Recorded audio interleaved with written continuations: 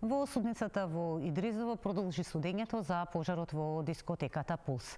Обвинетите не призна вина, а адвокатите го напаѓаа обвинението и вината за трагедијата ја гледаат во системот. Судењето го следи Елена Ивановска. Елена, како течеше денешното судење? Да, Марија, пред половина час заврши денешното ручиште на кое што воведен говор дадоа 6 мина од адвокатите и дел од обвинетите, но предходно сите 38 обвинети, 35 обвинети и представници на 3 фирми негираа вина за пожарот во Пулс во кој животот го загубија 63 млади луѓе, а над 200 беа повредени. Дел од обвинетите го искористија моментот на негирање вина и да го нападнат обвинението дека е правно неосновано, политички мотивирано или пак селективно. Некои пак искористија приликата и да изразат сочувство до роднините, до родителите на жртвите во Кочанската трагедија. Потоа започна воведните говори. Прв даваше одбраната на Дејан Јованов, сопственикот на дискотеката Пулс, и Јованов во воведниот говор рече дека доколку знаел дека нешто недостасува, тој ќе реагирал и ќе го сменал тоа, изрази сочувство до роднините, но тие додека го слуша неговата одбрана, односно неговите ставови, тоа што не признава вина, можеа да се слушнат реакции и незадоволство до фрлањето задниот дел на судницата. Според одбраната, според неговата адвокатка, тие вината ја префрлаат на институциите и на групата ДНК.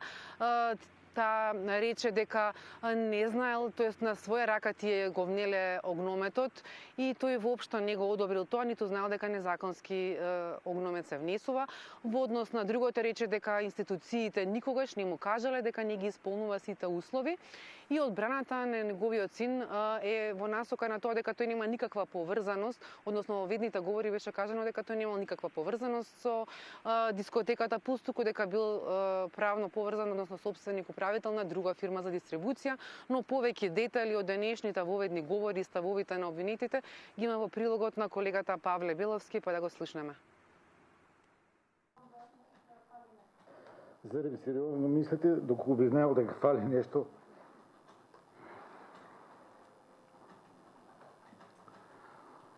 Не би презал се. Откако јавноста по 9 месеци зад решетки му го слушна гласот, денеска и ставот, прв од редот обвинети порача дека не се чувствува виновен. Дејан Јованов Деко тврди и разбира за што се гони, но токму за тоа не е крив. Сите на тоа место, во тој клуб имам пораснато десетини генерации. Сите што ме познаваат добро, знаат колку и како се грижа за безбедноста на сите гости во клубот. Од срце и од душа сакам да изразам сочувство на сите фамилии што имат починети лица, а на повредените опоравување. Затоа што ја знам нивната болка и тага. Може да се гони и да биде виновен, но за небрежност порача неговата бранителка за својот клиент, во кого не гледа монструм, туку исто така жртва на нефункционален систем. Толку многу ми е тешка задачата да го бранам човекот што за сите вас и во вашите очи е убиец, а за мене е само еден обичен човек. Еден обичен човек кој, колку и да вие го правите монструозен, тој не е. Тој е како секој еден од нас тука, кому за жал му падна на товар институционалната неодговорност. Според Коцевска, највиновни се музичката група ДНК и инспекциите, кои никогаш не му се обратиле на Јованов да му укажат на нешто. Браната ќе докаже дека ова е директна последица на нестручното работење на надлежните институции и инспекцијски служби, кои што во целиот период од отварање на овој клуб се до критичниот ден ниту еден од надлежните инспекции и служби во државата кои што имале де факто сознанија за целокупното работење на ова кабаре, никогаш не му предочиле никаков пропуст. Единствено може да се подвлече под постојање на стварна заблуда поради небрежност. Како газда Деко, така и останатите редом обвинети избраат да не признаат вина и да се бранат. Дел искажаа сочувства, дел пролеа солзи за блиски настрадани во пожарот. Но како продолжуваа во ведните зборови, се повеќе обвинети и адвокатите го напаѓа обвинението зад кое стојат 15 обвинители. Косопственикот на кабарето и второ обвинет се придружуваше до адвокатот, кој трулиот систем го нарече лепрозна баба која со осуда на овие луѓе треба да стане самовила, нешто што не е возможно.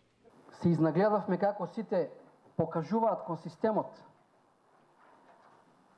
како некоја лепрозна баба која што треба преку ноќ да се претвори во самовила.